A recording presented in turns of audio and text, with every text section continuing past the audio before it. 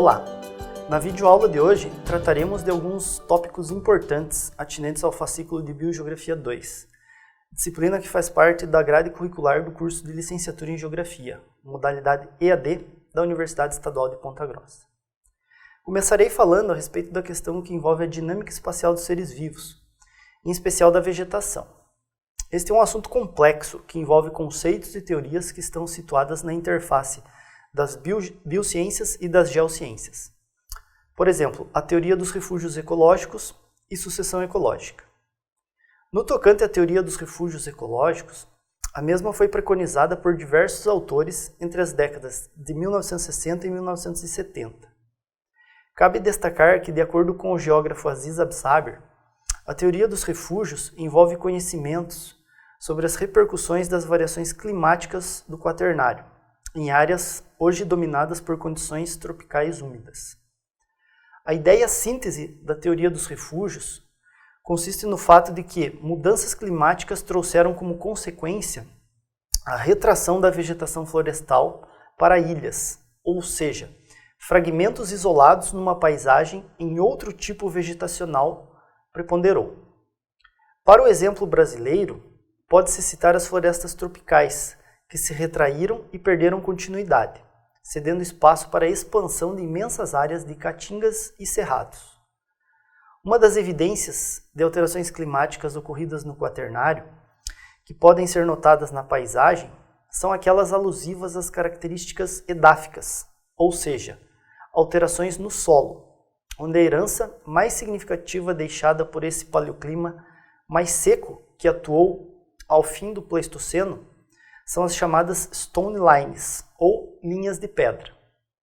As linhas de pedra são horizontes de seixos subsuperficiais enterrados por material coluvionar, posteriormente pedogeneizados, ou seja, transformados em solos, de 50 centímetros a 2 metros de profundidade. Tais seixos apresentam formas arestadas e angulosas. Situam-se em extensas áreas das encostas dos morros e colinas de terras úmidas, recobertas por florestas e campos no sul e no sudeste do Brasil.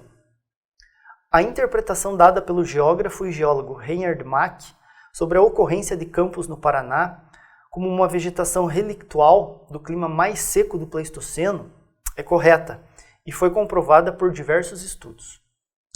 Portanto, nas condições climáticas atuais em que predomina um clima tropical e subtropical, com médias térmicas razoáveis e boa quantidade de chuvas no sul do Brasil, podemos inferir que a tendência é de que as vegetações florestais avancem sobre a vegetação de campos.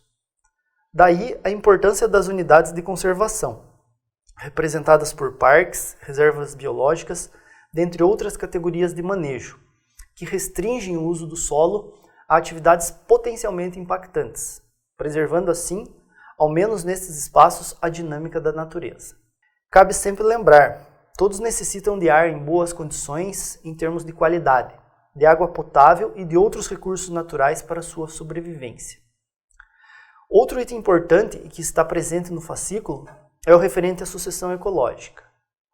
Denomina-se de sucessão ecológica o processo cumulativo de mudanças na composição de espécies de plantas e, consequentemente, dos demais organismos associados, que ocorre em determinado local ao longo do tempo. A sucessão inicia-se quando uma determinada área sofre um distúrbio, que pode ser natural ou artificial, e a vegetação original é suprimida.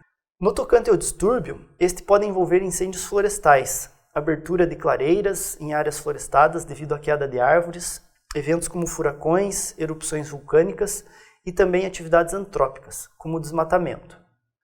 Após a ocorrência destes eventos, na ausência de qualquer intervenção humana, a área tende a sofrer um processo de colonização por novas espécies, aumentando sua complexidade ao longo do tempo.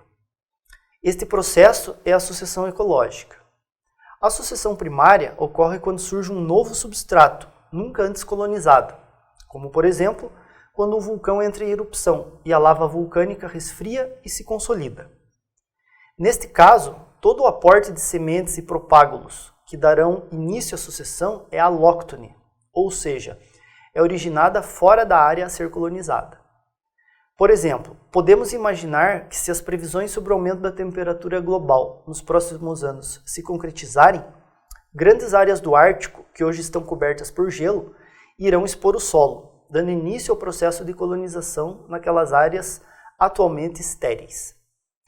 Em outras situações, quando uma clareira é formada no interior da floresta ou uma área sofre incêndio, parte dos propágulos já se encontra no local, formando o que é chamado de banco de sementes. A sucessão tem início a partir desse reservatório de propágulos, que estão no solo e têm agora a chance de germinar, constituindo a sucessão secundária. Desta forma, o desenvolvimento da sucessão ecológica envolve processos de colonização, estabelecimento e extinção. Na maioria dos casos, a sucessão apresenta estágios que podem ser reconhecidos e categorizados de acordo com a composição das espécies. As plantas que iniciam a sucessão são denominadas pioneiras e a elas se seguem as secundárias iniciais e as secundárias tardias. Já as plantas que se estabelecem e se desenvolvem nos estágios mais avançados da sucessão, quando o ecossistema se encontra no chamado equilíbrio dinâmico, constituem o clímax da sucessão. É possível reconhecer uma série de atributos característicos das espécies nos estágios iniciais e finais da